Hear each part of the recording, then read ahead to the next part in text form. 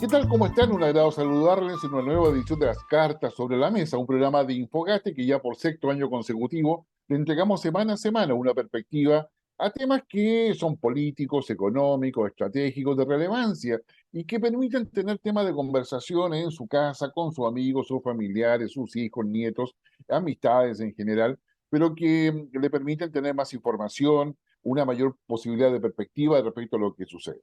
Esta es una semana además especial, estamos terminando mayo, empezando junio con la cuenta del presidente Boris, que nosotros como grabamos el día jueves, vamos a ver solamente algunos lineamientos de esta cuenta, pero esto va a quedarse con toda seguridad para la próxima semana en términos de un análisis, pero usted lo va a poder conversar y discutir este fin de semana. Agradecemos también el hecho de que podamos estar por Mundo TV desde Antofagasta hasta Los Lagos. Mundo TV, una empresa que se ha ido consolidando en todo lo que es la prestación de cable, de televisión por cable, a nivel regional y también en todo lo que es telefonía móvil y en términos de cobertura. Por lo tanto, así que agradecemos a Mundo TV que nos ha acompañado desde hace mucho tiempo y que hoy día, como decíamos, está de Antofagasta hasta Los Lagos. En regiones también nos acompañan, entre otras, Telecauquén, Ñublevisión, Radio Nonguén en Concepción, por supuesto, y nuestras plataformas en YouTube, Facebook, Twitter y ahora ya con mucha mayor frecuencia en Instagram. Así que no se olvide darle un like cuando eso corresponda. Y si se trata de like, qué sé yo, vaya, vamos a buscar ahí a Joyería Auros lo que pueda necesitar, no solamente en términos de joyerías tradicionales, sino que en lo que es el ahorro. Si usted se ha fijado ¿ya? Y ha visto las noticias, el valor del oro ha ido subiendo porque mucha gente empieza a buscar refugio en el oro a raíz de las noticias inciertas o la incertidumbre futura que hay en la economía internacional. Los temas de inflación, baja de crecimiento, desempleo, no solamente son temas que hay en Chile, sino que también afectan a una parte importante del planeta. Y en esa perspectiva, Joyería Auro le ofrece una posibilidad concreta de poder comprar esa barrita de oro, poder invertir su ahorro. El ahorro siempre es importante, así que lo puede hacer a través justamente, digamos, de Joyería Auro. A nivel nacional, yo diría, para hacerlo breve, el centro de atención va a estar, yo diría, en la cuenta pública del presidente de la República. Y claro, la cuenta pública va a tener que mostrar, ¿no es cierto?, los avances y logros del gobierno. Y claramente ahí hay temas de las 40 horas, ahí hay temas, digamos, asociados a lo que es el ajuste fiscal, el equilibrio fiscal que tenemos. Y hay varias otras noticias relevantes. Está la estrategia de seguridad que ya fue presentada por el gobierno y que está en discusión en el legislativo. Pero el gobierno también se enfrenta a lo que son los cuestionamientos en torno a lo que es la situación que pasa con la reforma de pensiones, es decir, con las reformas estructurales. ¿Han habido avances? Sí, han habido avances, pero las reformas estructurales, las que son, digamos, el elemento central con lo que fuese un programa de gobierno, no. Y es ahí donde hoy día, lo que ya todos sabemos, es que el gobierno del presidente Boric es un gobierno de minoría. ¿Ya? Y está sometido a las minorías dentro de su propio conglomerado. Minorías más intensas y menos intensas, pero claramente que de alguna forma influyen decididamente en lo que vaya a decir el presidente. Pero también está preocupado de lo que hacerse cargo del balón del precio justo, de casa a precio justo, pero también colocar otras cosas sobre la mesa que han sido también importantes de parte del gobierno. Como sea, el presidente va a tener un eje en seguridad, un eje económico y un eje, lo más probable, en desarrollo sustentable, que sería lo esperable. Y con ello marcar una hoja de ruta. ¿Qué es lo que se espera desde el punto de vista de análisis? Saber si esta hoja de ruta significa cambios importantes en las prioridades de su programa de gobierno o la manera en que va a modificar para lograr espacio de negociación en el Congreso, ya sea con partidos de la centroizquierda e incluso a la centroderecha, para poder sacar adelante reformas importantes. Lo segundo que se espera es que sea bastante claro respecto a cuál es su visión en torno a este nuevo proceso constituyente. Digamos. Tercero, que sea bastante claro en las relaciones vecinales e internacionales de Chile, que son elementos importantes. En suma, yo diría para cada cual que haga un análisis, el presidente Boric se juega en esta cuenta el grado de credibilidad que vaya a instalarse en la ciudadanía. Si el presidente no logra establecer un grado de credibilidad suficiente, lo que venga en los próximos meses va a ser bastante complejo para el gobierno. Por lo tanto, vamos a esperar, y usted seguramente lo ha escuchado ya una vez que digamos, se emita este programa, y qué es lo que ha dicho y cómo lo ha dicho, pero estaría como orientado en esos elementos que hemos señalado. Por su parte, a nivel internacional hay varios temas. La primera de ellas es eh, las elecciones. Primero en Turquía, para decirlo rápidamente, donde Erdogan se empina a buscar sus próximos 5 años, completando 25 años en el poder. Turquía es un país que es relevante porque es la puerta de entrada desde Oriente a Occidente. Por Turquía se ingresa a Europa. Turquía tiene un rol fundamental en lo que Medio Oriente en su relación con Siria, con Irán, con Irak, con Arabia Saudita. Erdogan es un líder islámico, es un líder nacionalista que ha ido transitando hacia un autoritarismo cada vez más evidente dentro de Turquía. Y con 25 años en el poder es evidente de que él ha dado forma a una Turquía al que tiene mucho que decir en el sistema internacional. Mantiene una relación privilegiada con Rusia, cosa que molesta a Estados Unidos, pero sin embargo Turquía es parte de la OTAN. Y es parte de la OTAN desde sus inicios. Igualmente, Turquía mantiene un desarrollo tecnológico, particularmente en el ámbito militar, que le permite ser hoy día un importante exportador tanto de drones como de artillería y también de vehículos blindados, que incluso en Chile, como se han adquirido, está generando repuestos y mantenimiento a varios sistemas de armas y varios sistemas incluso de comunicaciones y de radar. Tiene la producción de los sistemas de defensa antiaérea rusos, y mantiene una relación privilegiada con China también. Es decir, Erdogan hoy día se mantiene en un socio obligado para Europa, en una piedra en el zapato para Estados Unidos, y en un actor fundamental para China, Rusia e India. En consecuencia, yo diría, eso sería la primera fotografía. Ahora, la fotografía interna de Turquía es más complicada porque está en una situación económica muy negativa, muy mala, para decirlo derechamente, considerando de que posee una inflación sobre el 60%, está entre los 5 países con mayor inflación a nivel global, Argentina, el que lidera todo este grupo, digamos, y esta inflación claramente tiene un impacto importante. Y los niveles de pobreza han aumentado considerablemente en Turquía, y a su vez también, digamos, la crítica que se le hace al gobierno de Erdogan es el tema de la corrupción. Una corrupción que quedó en evidencia con la destrucción que hubo en edificios que supuestamente eran antisísmicos a raíz del terremoto que se produce en el mes de febrero de este año. Y las ayudas tampoco han llegado completamente a las familias. En consecuencia, la gobernabilidad interna de Turquía para Erdogan se hace bastante compleja, se hace bastante difícil, y Erdogan ha logrado capturar un electorado que finalmente le dio el triunfo, colocando mucho más gasto para los empleados del Estado, generando mayor subsidios, y lo que típicamente que se hace cuando un presidente va a la reelección, y sin los controles adecuados. Por su parte, la oposición en Turquía, que está compuesta en lo principal por 6 partidos, que son socialdemócratas y mucho más cercanas a Europa. Desde el punto de vista partidario, Europa, digamos, perdió con la reelección de Erdogan porque pensaba tener una relación con partidos políticos mucho más cercanos al pensamiento socialdemócrata promedio de Europa. Y eso no sucedió. En consecuencia, digamos, ahí son los 3 niveles, yo diría, de análisis. Pero al lado de eso está, qué sé yo, España. Las elecciones en España han dado una verdadera sorpresa en términos de que Podemos, el partido símbolo de progresismo de izquierda en Europa y también tomado como referente en América Latina y en Chile, por cierto, sacó menos del 1% de la votación. Es decir, que tuvo una debacle electoral de una magnitud que nadie se esperaba. Lo propio pasó en menor medida, pero igualmente una derrota que no pasa desapercibida al Partido Socialista Obrero Español, donde Pedro Sánchez, jefe de gobierno, quiere instalarse hoy día como líder.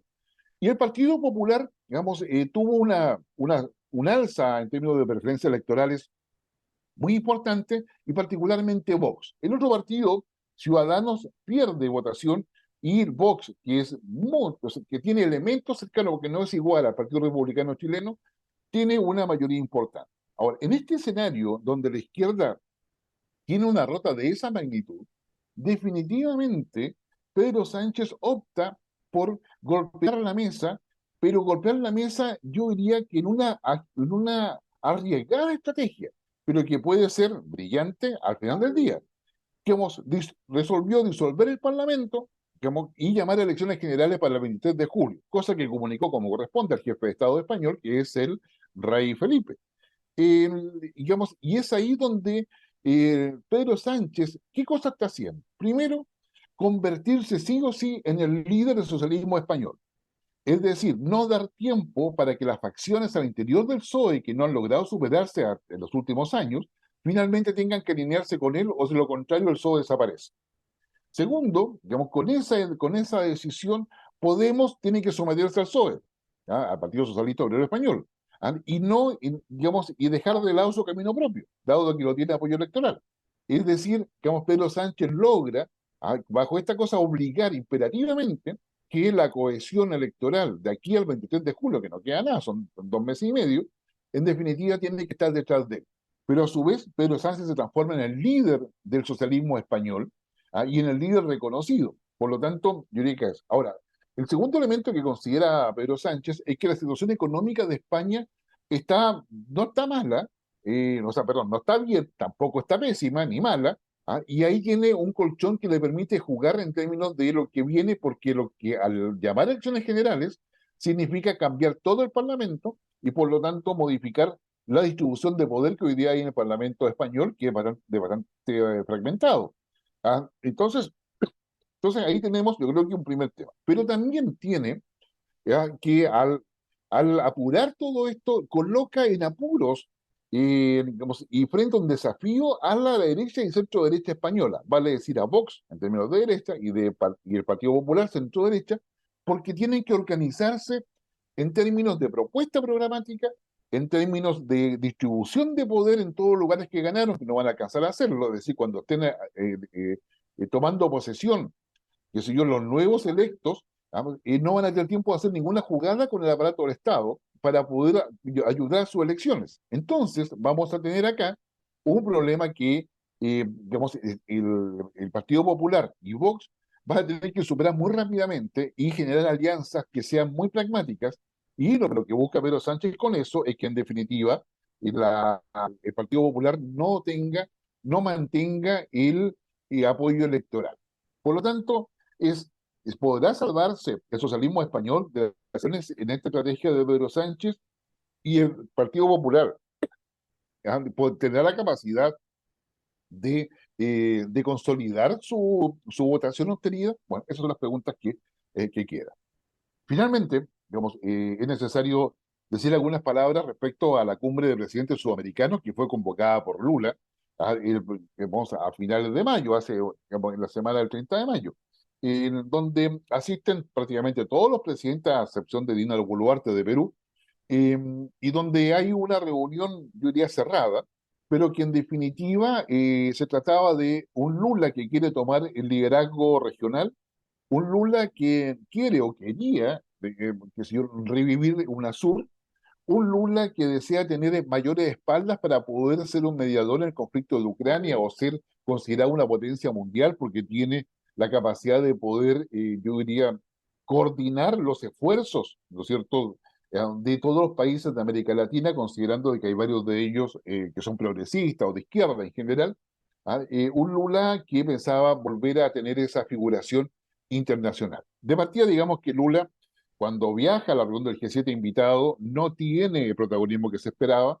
Tampoco, terminada la reunión de presidentes, logra tener ese protagonismo o esa visión. De hecho, quien le roba todo eso en la práctica es el presidente Boric de Chile, quien define una posición que yo diría duele a la izquierda más dura, digamos, la izquierda progresista, cuando el presidente Boric se atreve a señalar, digamos, de que no está de acuerdo con el presidente Lula y que los derechos humanos se respetan en todas partes, independiente del gobierno o que esté en un país, y acredita de que la violación de derechos humanos existe en Venezuela, definitivamente desarmó y colocó un punto suspensivo respecto a las implicancias de la reunión de todos los mandatarios. Estuvo acompañado en esa posición con la calle eso de centro derecha en Uruguay, ¿ya? Pero sin lugar a dudas estuvo en una posición, que me siguió claramente, digamos, disidente. Eh, con eso, los objetivos de Lula de poder avanzar hacia una integración claramente se ven debilitados, como también se ven debilitados por la poca fuerza que hoy día tiene Alberto Fernández en Argentina. Un gobierno que, si uno toma las encuestas de ahora, estaría perdiendo el poder en mes de octubre próximo, considerando, bueno, o en agosto, que son las primarias, ¿no es cierto?, en ese país. Como sea, digamos, esta cumbre de presidentes da cuenta de lo mismo que dice la declaración. Es importante la integración, hay que luchar por ella, hay que tratar de buscarla, pero no tiene ningún hecho en concreto. Como vemos que si yo, hoy día lo que nos queda, cada país debe ser capaz de rascarse con sus propias uñas y conforme cómo se quiere hacer eso, va a poder definir las alianzas, las negociaciones, pero a nivel bilateral y no necesariamente multilateral. La idea de la multilateralidad y el hecho de que el presidente Boric incluso haya felicitado que Maduro haya estado ahí, sin lugar a dudas es positivo. Nos queda un tema pendiente. Las sanciones económicas y sociales que se le dan justamente a Maduro, no solamente por el tema de que no haya una democracia fallida, sino que también por la violación de derechos humanos. Ahí queda mucho por decir, es un debate que lleva décadas en América Latina, en el mundo en realidad, respecto a la utilidad de las sanciones, pero sin lugar a dudas, digamos, hasta ahora la integración de América Latina queda al debe, con objetivos muy precarios obtenidos por Brasil, y con un Chile que ha dicho cada país debe ver cómo lo hace y nos ha colocado también en una posición bastante concreta respecto a cómo queremos proyectarnos como nación, como país, como economía, como en todo eso. Como usted ve, hay mucho que comentar, mucho que decir, y claro, entonces, qué sé yo, uno de los temas más relevantes nuestro, bueno, es cómo nosotros miramos, ¿verdad?, hacia el resto del mundo. Y créanme que una de las maneras, sin lugar a dudas, de hacerlo es a través del Océano Pacífico. Tal cual lo habíamos conversado al inicio de nuestro programa Las Cartas sobre la Mesa, un programa, como usted bien sabe, que está en su sexta edición, 6 años acompañándolos con los temas que son relevantes para darle conversa a usted, o tema de conversación, mejor dicho, en los fines de semana con su familia, con sus hijos. Y como siempre hemos señalado, Chile es un país, yo diría, oceanográfico, tenemos más de 3.500 kilómetros de costa, y sin embargo comemos poco pescado. O sea, los chilenos somos más de asado que de pescado, pero en fin, eso es parte de nuestra cultura y eso no es el tema. Pero claramente el Océano Pacífico se ha transformado en un eje geoestratégico a nivel global. Estados Unidos, China, India, todos los países, Europa, están preocupados en el Pacífico. Primero, porque es ahí donde hay una fuente alimenticia. Segundo, porque es fuente de energía también. Tercero, porque es un protagonista importante cuando se habla de desastres naturales, por ejemplo. Entonces, bueno, hay una serie de elementos respecto a este océano que en el caso de Chile está en la responsabilidad de la Armada de Chile. Y dentro de la Armada de Chile hay un servicio que es el servicio oceanográfico e hidrográfico de la Armada de Chile, aquí es el conocido como CHOA, que tiene que ver con todos esos elementos.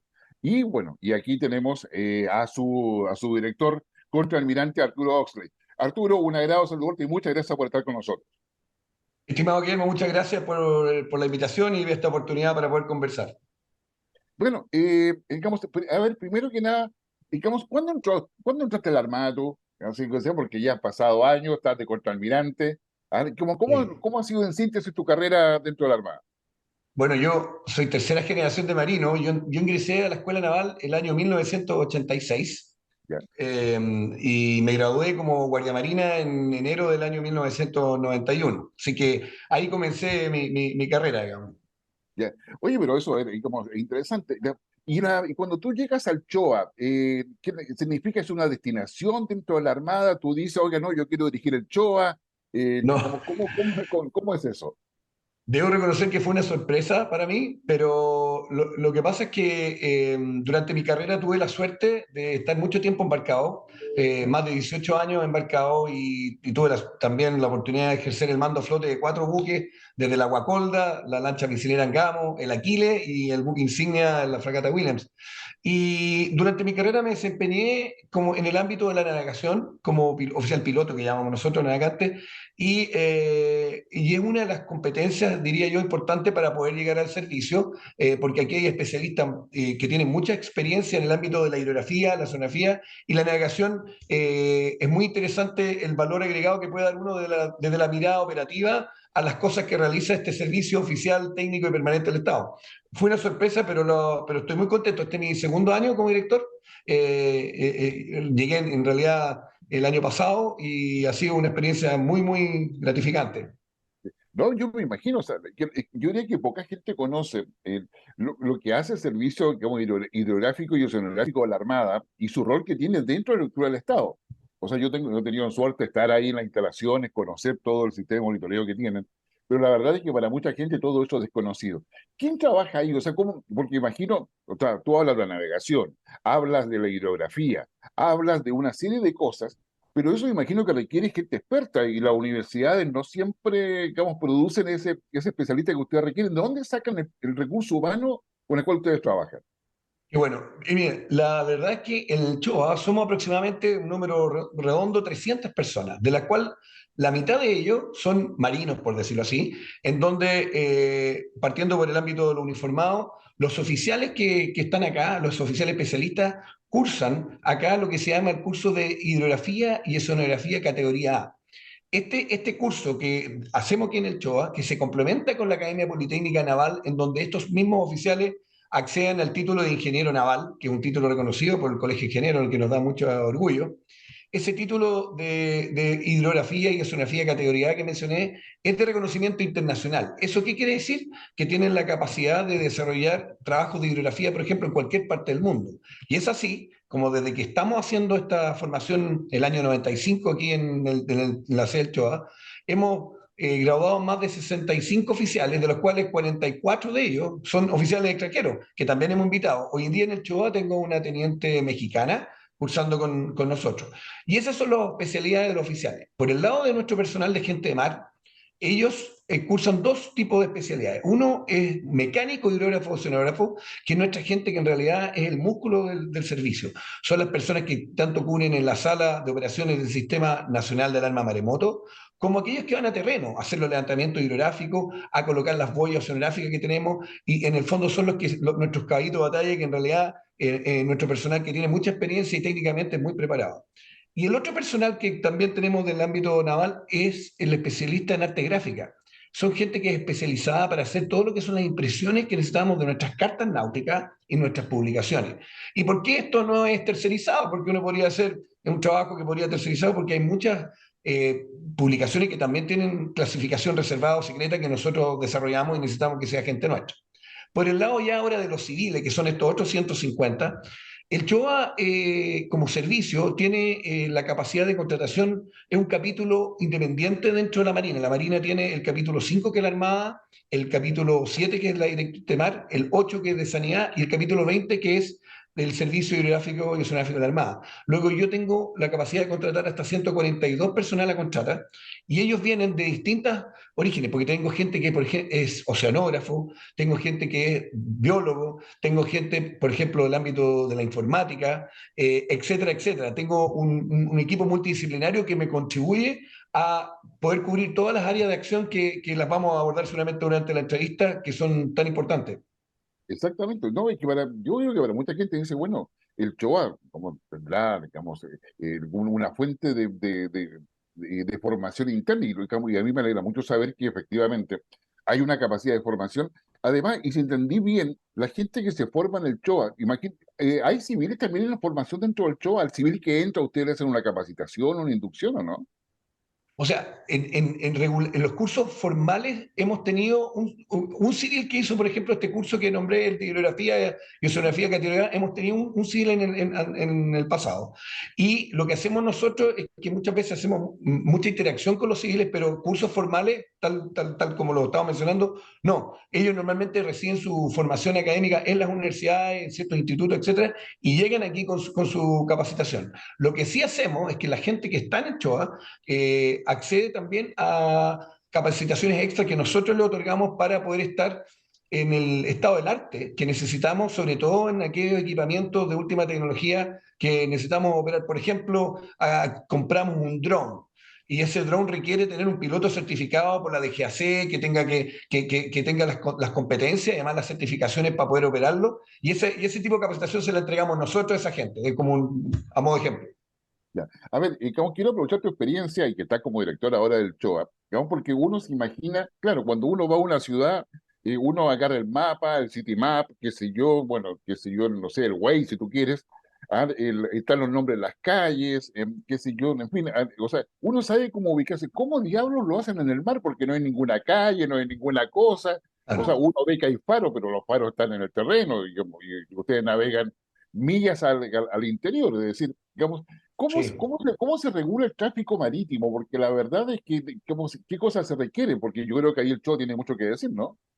Claro. En el ámbito de la hidrografía, que en el fondo, en síntesis, todo lo que uno hace para poder generar una carta náutica está desde la foto satelital, las tomas de registro de puntos notables en terreno, pero una de las tareas más demandantes es lo que se llama la batimetría. ¿Qué significa eso? Es ver qué hay en el fondo del mar y principalmente las profundidades y aquellos peligros que pudieran constituir algo que podría ser demandante para los navegantes. Yo quiero aprovecharme de lo que hablaron, que lo que no sé, al principio se comentó respecto a que somos 3.000 y tantos kilómetros. Yo quiero decirles que el país nuestro aproximadamente, si uno mira en línea recta, son 4.200 kilómetros de largo aproximadamente. Ya. Sin embargo, si yo recorro cada isla y cada bahía o cada punto desmembrado de nuestra geografía hacia el sur, podemos llegar a los 84.000 kilómetros. O sea, esa es el área de responsabilidad cartográfica también del litoral, de mi jefe, el director general del Territorio Marítimo y Marina Mercante, que es de mucha demanda. Luego, para poder contestar la pregunta, las cartas náuticas requieren tener esa información. Y también hay que complementar que en la década de los 60 existió esa sensación de que no había nada más que ver en el planeta Tierra y nos fuimos a investigar las galaxias, lo cual es realmente interesante y muy importante. Sin embargo, quiero hacer mención de que hoy día solo el 24,9% de los océanos están con una información de batimetría compartida. Eso quiere decir que hay mucho por explorar en los océanos, antes de caerme en el detalle de las cartas. Y es así como los ojos del Salado, que son aproximadamente 6.000 metros de altura. Tenemos la fosa de Atacama, que fue censada por nuestro buque hidroceanográfico Cabo. Detectamos una fosa que tiene 8.069 metros de profundidad. Es decir, en un valor absoluto somos más profundos que altos en nuestro territorio. Y eso son informaciones que no necesariamente todo el mundo sabe y lo dimensiona. Pero yendo a contestar la pregunta, las cartas náuticas requieren tener esa información principalmente de todo lo que son las referencias geográficas y las profundidades porque son muy importantes. Y es así como nosotros colocamos las cartas, lo que se llama la sonda, que son unos numeritos que dicen cuál es la profundidad que hay para que el navegante pueda generar una ruta y navegación segura.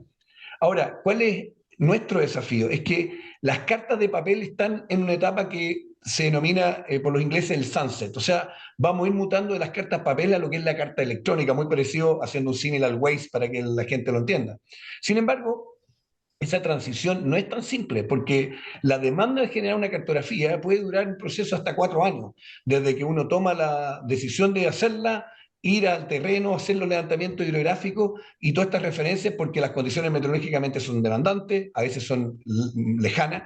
Entonces, estamos en esa transición de poder generar cartografía electrónica que dé cuenta de la necesidad de los navegantes. Solo para el número, yo tengo 364 cartas náuticas de papel en mi cartapacio que llamamos, en el inventario de Ochoa, y alrededor de 200 de ellas solamente tienen cobertura además en cartografía electrónica.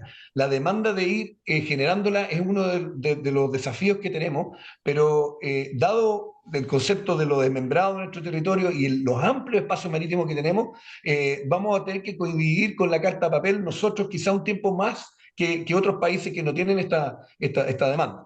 Así que con la carta de papel o con la carta electrónica, uno va trazando una ruta considerando lo que acabo de mencionar y además hay ciertas regulaciones, como por ejemplo sondas mínimas, es decir, áreas poco profundas o aguas someras donde ciertos buques no deberían navegar, y también se incorporan, por ejemplo, restricciones de espacio, corriente, marea y todo lo que son las toponomías, que son las definiciones de cómo se llama cada lugar, porque así como usted dice, esta es la calle Errázuriz o la calle Prat, Ya. en las cartas náuticas, cada canal, cada estrecho, cada punta tiene una denominación que hace una referencia importante para el navegante. Sí, y como en ese sentido, y quizás esto un poco para el detalle, ¿quién le pone nombre a las cosas que hay en el mar? Y Que, te llevo también rápidamente a la Antártica, porque yo sabía que ustedes son parte de un comité, de una comisión, no tengo idea, pero la cosa es que alguien le eh, coloca, como tal cual en vialidad, los puentes muchas veces le colocan nombre a los propios trabajadores según la usanza del lugar. ¿Pasa algo parecido en el aspecto marítimo? Exacto, y esa es responsabilidad de la toponimia cuando es náutica, está en la responsabilidad de nuestro servicio. Pero en el caso de la Antártica, además, tenemos un comité en el cual nosotros participamos muy activamente con el Servicio Aéreo Fotométrico, con el SAF, con, por ejemplo, el Instituto Geográfico Militar, con la Dirección de Frontera y Límite, con la Dirección Antártica de la Cancillería, y en ese comité se proponen los nombres, se estudian y son aprobados por todos y tienen que tener evidentemente una fundamentación histórica que no necesariamente son a veces solamente reconocimiento no sé, a personas naturales chilenas, pueden ser incluso a gente que ha estado en la Antártica de otros países que han sido importantes en algún tipo de levantamiento hidrográfico, cartográfico o en alguna campaña antártica en particular. Y nos reunimos y en base a eso se toman las decisiones por parte de este comité. Así lo hacemos principalmente en la Antártica. Sí. Oye, bueno, a ver, tú has nombrado de que los nombres muchas veces responden a personas extranjeras, pero ahora extranjeros. ¿Cuál es la relación que le corresponde a Chile a través del CHOA con el sistema internacional? Porque como tú bien decías, digamos, solamente un porcentaje mínimo de todo lo que es el fondo marítimo o todo lo que es, claro, el territorio marítimo internacional está censado, reconocido, y eso genera, yo diría, un apetito de intereses nacionales en las potencias que no es menor. Por lo tanto, debe haber regulación, imagino yo, en el sistema internacional, y donde yo imagino y presumo también de que el CHOA, dado las características que tiene, es el representante de Chile ahí. ¿Qué pasa en el sistema internacional además con todo eso? Eso es muy interesante. Nosotros, hay un decreto supremo que es el 711, que es el que regula todo tipo de investigación científica marina que se haga en nuestras aguas jurisdiccionales, es decir, desde las 200 millas hacia la costa del Estado ribereño, en este caso Chile, está regulada por este decreto supremo en el cual tienen que tanto nacionales como extranjeros. Incluso cuando yo hago un crucero de investigación marina nacional, también tengo que hacer aplicar este decreto supremo, esa solicitud de autorización para hacer investigación científica marina. O sea, nosotros resguardamos nuestros espacios marítimos respecto a la investigación científica a través de ese instrumento y que es, hoy en día a nivel internacional hay una regulación similar. O sea, los estados ribereños tienen toda la potestad de proteger sus espacios marítimos respecto a la investigación científica en sí. El caso de la Antártica, hay que recordar que el Tratado Antártico genera, ¿no es cierto?, que hay una situación particular en la Antártica. Y es así como, por ejemplo, nosotros en Chile somos parte de lo que se llama el Comité Hidrográfico Antártico, que es una subcomisión de la Organización Hidrográfica Internacional, que vemos solamente temas antárticos, de cartografía principalmente, y ahí de 24 miembros ahora aumentamos a 27. ¿Y qué es lo que hacemos? Es que nos dividimos la Antártica de manera a no hacer doble esfuerzo en hidrografía, para que no vaya a ser, por ejemplo, que Chile y Argentina estemos los dos sondando la misma carta al mismo tiempo. ¿Qué es lo que se hizo? Se dividió ciertas áreas y se les dio responsabilidad de cartografía internacional en la Antártica a distintos países. Y es así como nosotros tenemos, uno de los que más tenemos del orden de 18 cartas en la Antártica internacionales. Eso no quiere decir de que Chile no puede hacer otra carta en cualquier otra parte de la Antártica. Lo que pasa es que esas cartas que acabo de mencionar son internacionales y son las cartas que son reconocidas por el resto de los países, por ejemplo, para ser utilizados como referencia. Ya. Eso Oye, es. ya, ahora, y digamos, aprovechando que lo tocaste, la investigación antártica, digamos, ¿qué tienen que ver ustedes con la investigación antártica? Porque finalmente la Antártica, tal cual pasó con el Ártico en su minuto, se ha transformado en un chiche, digamos, y en un foco de interés geopolítico, geoestratégico, geoeconómico, geotecnológico, todo. Por lo tanto, hay que hacer investigación. Se acaba, como la Armada, ASMAR, acaba de votar, ¿no es cierto?, un buque que se dio como rompehielo. ¿Qué tienen que ver ustedes con lo que pasa en la investigación ahí respecto a la Antártica? O sea, solamente para quedar muy claro eso, el responsable de la investigación en la Antártica del país es el INACH. Ya. Nosotros particularmente trabajamos en lo que es investigación científica, podríamos decir, la hidrografía es parte de la ciencia también, pero nosotros nos abocamos principalmente como institución en la parte científica, que es principalmente al ámbito de la hidrografía. También es importante saber que yo tengo dos estaciones de nivel del mar que monitorean tsunami, que también está dentro del ámbito científico, si uno lo quisiera ver, pero el articulador de la investigación en la Antártica científica es la INACH. Ahora, la Armada de Chile, a través de Rompehielo, nos va a permitir, por ejemplo, acceder a ciertas áreas donde tenemos cartas internacionales de responsabilidad para poder hacer sondajes que en este minuto, desde que se dio de baja el biel antiguo, no hemos podido avanzar. Entonces, el biel, desde el punto de vista hidrográfico, es muy importante. Y bueno, y el biel va a operar, ¿no es cierto?, como lo mencionó nuestro comandante en jefe, tanto como somos uno de los principales operadores antárticos desde el punto de vista de la logística, o sea, la Marina con sus medios son los que llevan la carga, principalmente, no tengo los porcentajes, pero uno de los grandes porcentajes de carga lo lleva la Marina y también los apoyos científicos también lo hace la Marina. También hemos apoyado con lo que es el levantamiento hidrográfico para lo que es la plataforma continental en la Antártica y plataforma continental extendida. Entonces, son esas las áreas de acción. O sea, nosotros en el ámbito científico, solamente acotarlo a lo que es de la área de responsabilidad institucional. La INACH es el que coordina el resto. Ya. Oye, con lo cual claramente no es menor. A ver, el CHOA, hasta donde yo tengo, digamos, se crea, nace a poco andar, diga, pocos años después de la independencia del país. Estamos hablando del año 1836, por ahí más o menos. ¿Ya? Por lo tanto, ustedes tienen una larga historia. ¿Ah? ¿Por qué pasa eso? ¿Por qué se crea tan pronto? O sea, como la necesidad de un servicio como de esta naturaleza, el año 1836, uno no se lo imaginaría. Diga. Además, se Claro, creó un 1 de mayo, todavía cuando el 1 de mayo ni siquiera era el Día del claro. Trabajo. La verdad que fue el 1 de mayo de 1874. Si uno toma conocimiento, esa fue la fecha y por eso cumplimos 149 años y vamos trazando el rumbo que decimos nosotros a los 150 años de nuestro servicio como servicio hidrográfico. Y esto es porque había que dar cuenta a la cartografía, muchas de ellas heredadas, ¿no es cierto?, de tanto españoles como marinos ingleses que hicieron levantamientos muy importantes, sobre todo en el sector de la Patagonia, y requeríamos tener un servicio y un cartográfico en la época que pudiera dar cuenta de nuestros propios productos como nación, como país. Es más, somos el primer, por decirlo así, servicio cartográfico que existió en el país. E incluso yo tengo unas cartas históricas muy interesantes que fueron desarrolladas por la Oficina Hidrográfica de la época en apoyo a la campaña de la Guerra del Pacífico, porque el Instituto Geográfico Militar, con el cual tenemos una excelente relación, si es cierto, antes de su existencia también desarrollaron cartografía, formalmente el año pasado cumplió 100 años. Entonces, nosotros somos, en este sentido, somos una de las oficinas cartográficas más antiguas del país y desde entonces hemos ido dando cuenta de la cartografía náutica nuestra, que como comenté, las condiciones propias hacen que sean uno de los cartapacios más grandes del mundo. Somos uno de los países que tienen más cartas del mundo en su territorio propio, por decirlo así.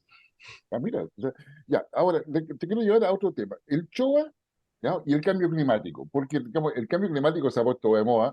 ¿Ah? Y hay que hacer mitigación al cambio climático. Y los océanos no son un tema menor, por lo que significa en el clima, básicamente, pero también tiene que ver con los desechos, tiene que ver con la basura, con la exploración, o sea, hay una cantidad de cosas.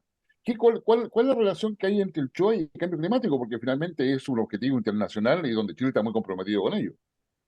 Claro que sí. La verdad es que el show es bastante protagonista en esta acción y principalmente yo diría que el aporte va por lo que es la investigación científica marina. Ya. El CHOA, dentro de su área de competencia, además, yo soy el presidente de lo que se llama el Comité Oceanográfico Nacional. Este comité, que ya tiene más de 51 años de existencia, lo que hace es que agrupa a 31 organismos gubernamentales, no gubernamentales, universidades y incluso algunos privados, y que lo que buscan es articular la investigación científica en beneficio, ¿no es cierto?, del país. Y ¿cómo lo hacemos en forma particular? Utilizamos nuestros buques oceanográficos, en este caso, por ejemplo, el Cabo Horno, a través de un programa que se llama los Cruceros de Investigación Marina en Áreas Remotas, CIMAR. Antiguamente esto partió el año 1995 y ya hemos hecho 26 cruceros. y de esos 26 cruceros hay una serie de investigaciones que se hacen desde el punto de vista de la sonografía, que puede ser en el ámbito físico, químico, biológico, incluso geología submarina, y dentro de ese ámbito hay investigaciones, por ejemplo, relacionadas con los microplásticos. A mí me tocó, cuando fui comandante del Aquiles, también embarcar científicos donde tomábamos muestras. Y, por ejemplo, el Sala y Gómez fue muy impresionante para mí, que está cerca de Rapa Nui, encontrarme con plásticos que venían de Japón, por ejemplo, bollerines de Japón. Y no es que los japoneses estén pescando cerca, sino que las corrientes marinas hacen que estos plásticos lleguen a lo que ellos llaman una verdadera isla. No es que sean físicamente una isla, pero las concentraciones de microplásticos ya son muy altas. Entonces, nosotros a través de este programa CIMAR hemos apoyado la investigación científica que da cuenta, por ejemplo, de eventos históricos como la temperatura superficial del mar, cómo la salinidad ha ido variando a través de los tiempos, y por eso que tenemos cuentos o transectas que llamamos nosotros, que son líneas donde vamos tomando muestras oceanográficas en los mismos puntos, a veces ojalá en el mismo periodo del año, de manera de poder ir censando cómo está la salud de los océanos, por decirlo así. Porque los océanos son los que nos permiten la supervivencia en el planeta, que eso es súper importante entenderlo así. Entonces, el principal aporte que nosotros hemos hecho ha sido aportar a través de la ciencia en este tipo de investigación. Además, nosotros, desde la perspectiva del servicio, tenemos 47 estaciones de nivel del mar, que son las que utilizamos para el monitoreo de los tsunamis. Pero estas estaciones además son estaciones meteorológicas que permiten, por ejemplo, el registro de la temperatura de superficie del nivel del mar, la presión, etcétera, y eso se va registrando y se queda disponible para el análisis que se hace, por ejemplo, del cambio climático por los expertos. Entonces, yo diría que ese es la mayor aporte que nosotros hacemos desde el CHOA a través de este Comité Oceanográfico Nacional a la investigación científica, que la desarrollan científicos de distintas universidades, de distintas organizaciones, para dar cuenta de este problema que es real, el cambio climático que lo estamos viviendo día a día. A ver, digamos, el CHOA, bueno, si usted que nos está viendo, escuchando, no sabe, el CHOA es el organismo que tiene la hora oficial en Chile para el sistema internacional. O sea, ahora, si usted quiere saber la hora oficial de Chile, entra al CHOA, ahí va a haber una pestaña ahí donde le va a decir la hora hasta con segundos. Ya, pero aparte de eso, de que ustedes son el organismo oficial para ello, ¿qué sucede con lo que es la coordinación internacional frente a desastres? Porque estamos preocupados, o sea, lo que yo entiendo, por lo menos, digo yo desde mi ignorancia, es que uno de los problemas que tenemos acá es que cualquier cosa que pase en alguna parte del Océano Pacífico nos puede afectar. Nos puede afectar con alta marea, hay mucha marejada, los últimos 2 años la cantidad de marejada es impresionante. El peligro de tsunami, cada vez que hay un terremoto como en alguna parte de Asia, acá rápidamente el CHOA anuncia de que se ha ido o no peligro de tsunami. La conexión con Estados Unidos, el centro de monitoreo que tiene Estados Unidos a todo nivel, también yo entiendo que está muy pegado con ustedes, muy pegado con ustedes. Entonces, digamos, estamos mejor preparados para un tsunami hoy día en términos de alerta y todo eso, y la población en Chile finalmente también está más sensible. Bueno, respecto a los tsunamis, yo diría de que la mejora continua ha sido algo fundamental en tanto en el Sistema Nacional de Alarma Maremoto, donde el CHOA evidentemente es protagonista, pero yo diría que primero, para hablarlo a nivel nacional y después regional, a nivel nacional hoy día tenemos un protocolo tripartito con el Centro Sismológico Nacional y con CENAPRED, Exonemi, que hace que quede muy claro qué responsabilidad tiene cada servicio respecto a este tipo de emergencia, y sobre todo qué hacer cuando el otro servicio no puede aportar un dato técnico, porque la problemática más grave que tenemos es, Guillermo, que nosotros estamos en un área donde podemos ser afectados por este evento sísmico. O sea, podría ser destructivo incluso en nuestros sensores, en nuestras salas de mando y control, etcétera. Y para ello, incluso el día de hoy, nos entrenamos todos los días, y una vez al mes, en el caso mío, hacemos un entrenamiento con todo el CHOA, donde ponemos incluso fallas de poder, etcétera, porque tenemos que entrenarnos en ambientes hostiles del punto de vista de que puede que se nos corte el poder, puede que nos falle el internet. Entonces tenemos sistemas principales, alternativos, de emergencia, etcétera. Entonces, Eso son cosas que nosotros vivimos día a día. Ahora, en este minuto estaba sonando el ejercicio, perdón. El sismo de campo cercano, SNAM se activa por intensidad 8 en Pichilangui, en Pichilemu, reportada por Datamar 2. Este es un ejercicio que estábamos haciendo el día de hoy. Y en ese sentido tenemos una mejor preparación, tenemos mejor equipamiento, tenemos mejor redundancia en comunicaciones y los sistemas son más robustos y los protocolos y el trabajo inteligencial ha mejorado sustantivamente. Y eso yo creo que da cuenta de ello. Y es así como, por ejemplo, el año pasado me tocó enfrentar un evento tsunamigénico sin precedente en el país como fue el tema de Tonga, porque Tonga se produjo por un volcán. Y algo que es muy difícil que la gente a veces entienda es que nosotros la única manera que podemos predecir, modelar los tsunamis es cuando este es de origen sísmico, que es normalmente cerca del 80% de los tsunamis que se producen en el mundo son de origen sísmico. Pero cuando este tsunami se produce, por ejemplo, porque una explosión atómica bajo el agua, o se produce, por ejemplo, porque un meteorito cae al mar, la única capacidad que tenemos de monitorear, es decir, ver cómo se están activando las estaciones a nivel del mar en otros países, que las podemos monitorear desde el CHOA, y también unas boyas especiales que se llaman DART, que son Deep Ocean Assessment and Reporting on Tsunami, que son boyas especialmente colocadas en distintas partes de la cuenca del Pacífico que permiten la detección de este tipo de fenómenos. Entonces, para Tonga, nosotros partimos activándonos y cuando vimos que en Tahití habían tsunamis con amplitudes sobre 30 centímetros, que para nosotros ya es un nivel de amenaza, nos partimos activando. Pero resulta que al final del día, ese tsunami llegamos a tener 6 regiones en en alerta tsunami, que significa que tuvimos amplitudes sobre 1 metro. Incluso tuvimos cerca de Chañaral, si no me equivoco, fue 1,95. O sea, una amplitud de 1,95 es una amplitud muy, muy importante. Es más, aquí yo tengo un video muy interesante de la gente que viene a verme al show que le muestro de un túnel que nos facilita Japón, un túnel de simulación con una ola de 50 centímetros, cómo esto afecta a una persona y que lo barre. Y la velocidad del tsunami cuando golpea la costa puede llegar a ser más rápido de lo que corre Usain Bolt. Entonces, la posibilidad de escapar a ella, si no se toman las medidas preventivas, son complejas. Entonces, eso en el ámbito nacional. Ahora, desde el punto de vista internacional, existe lo que se llama el Pacific Tsunami Warning and Mitigation System, que es donde estamos todos los países de la cuenca del Pacífico y nos dividimos en ámbitos regionales. Trabajamos juntos, pero en ámbitos regionales. Yo, por ejemplo, en este minuto nosotros estamos liderando ese grupo regional con respecto con Perú, con Ecuador y Colombia. Y esto tiene una rotación. Y la verdad es que nos ha permitido mantener un muy buen trabajo en equipo. Es decir, cuando se produce un evento en Chile, yo inmediatamente estoy compartiendo a nivel regional y con el Pacific Tsunami Warning Center que está en Hawái, toda la información que tenemos nosotros. Toda la información que yo tengo respecto a las boyas DART que mencioné y las estaciones a nivel del mar son compartidas a toda la cuenca del Pacífico y a quien las quiera requerir, de manera que compartamos los datos, porque en este tipo de eventos se requiere un trabajo en equipo.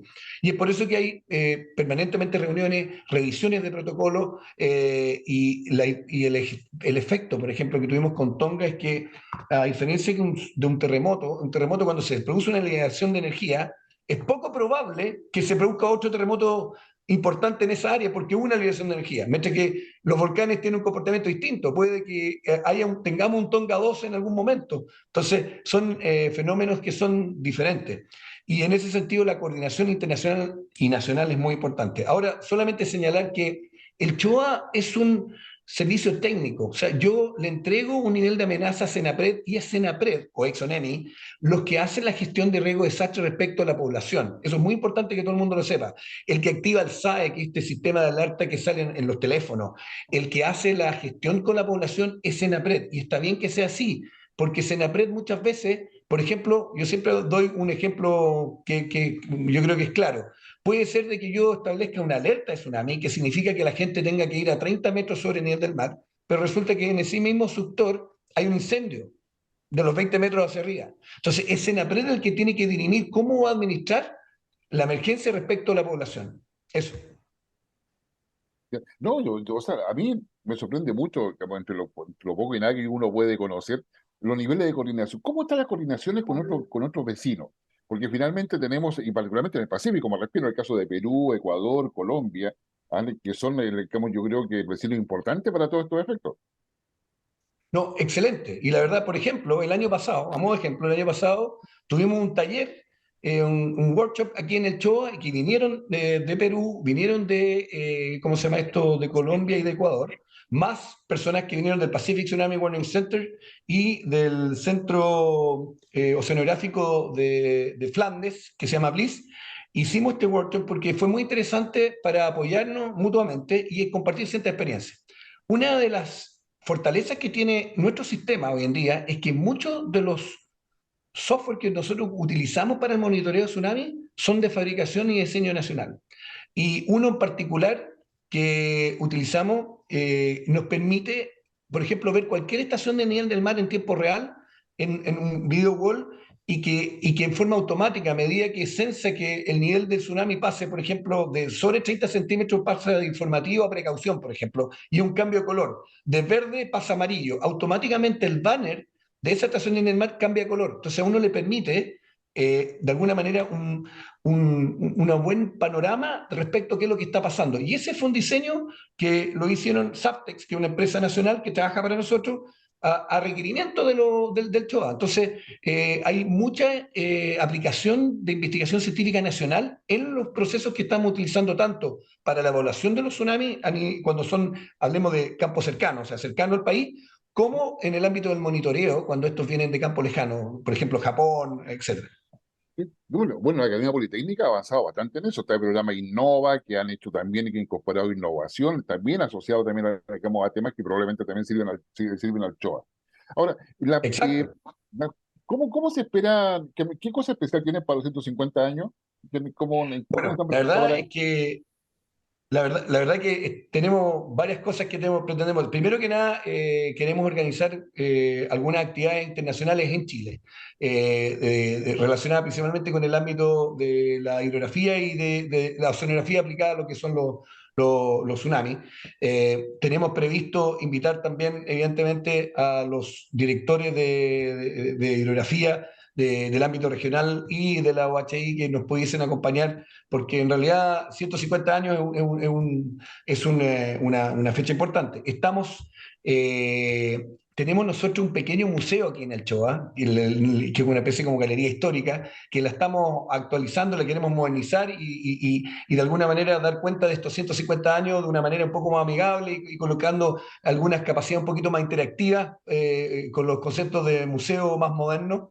Eh, y en ese sentido, evidentemente, ojalá contar con nuestro comandante jefe que presida esa ceremonia, porque para nosotros es muy importante que la gente que trabaja con nosotros nos vea en nuestro ámbito de acción. Y evidentemente, tenemos actividades culturales, queremos hacer un libro histórico especial. Que estamos trabajando con algunos historiadores que nos están ayudando queremos hacer unas conferencias también, tanto en Valparaíso como quizá en Santiago, para dar cuenta de estos 150 años de la importancia que ha tenido el servicio hidrográfico y oceanográfico de la Armada para el país. Y en ese sentido, estamos con un programa bien ambicioso que esperamos nos permita el tiempo, los recursos, poder materializarlo. Pero eso en términos generales son las actividades que tenemos previstas para los 150 años. La verdad, agradecerte muchísimo tu gentileza y buena disposición. Y además, o sea, le contamos, nosotros este programa lo grabamos el día jueves, ajá, y el CHOA está haciendo su ejercicio semanal, ajá, que ha sido cosa que ustedes han Sí, escuchado. se está escuchando los parlantes, les pido disculpas, pero Claro, digamos, y lo cual, digamos, no solamente lo felicitamos porque efectivamente mantener ese ejercicio, créanme, que cuando uno está muchas veces en algún organismo, ¿para qué vamos a hacer ejercicio? Pero por Dios que cooperan cuando se produce la emergencia porque está todo, funciona bien en beneficio justamente de la comunidad y la responsabilidad que en este caso tiene, como tiene el show. Así que no se preocupe, almirante, la verdad que estamos muy contentos con el hecho de saber que se están haciendo las cosas como corresponden, vamos, a pesar de la entrevista y todo eso, porque como yo creo que hay responsabilidades que son mucho mayores. Así que muy agradecido por tu gentileza.